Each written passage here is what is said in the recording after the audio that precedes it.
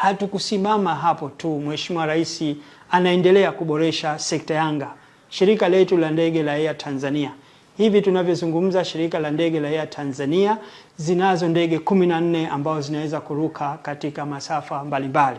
Kuna ndege zinaruka hapa Tanzania masafa karibu, kuna ndege zinaruka masafa ya kati, kwa mfano zinakwenda Zimbabwe, zinakwenda Zambia, zinakwenda DRC, na kuna ndege ambao zinaruka masafa ya mbali, kwa mfano zinakwenda Guangzhou huko China na zinakwenda huko India.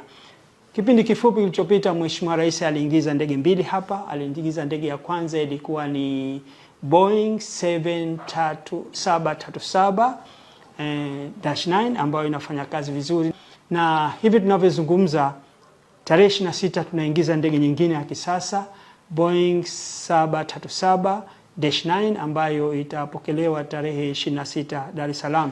Na mwezi wa 4 vile vile tunategemea kuingiza ndege nyingine ya Dreamliner 787 ambayo ni ndege ya masafa ya mbali.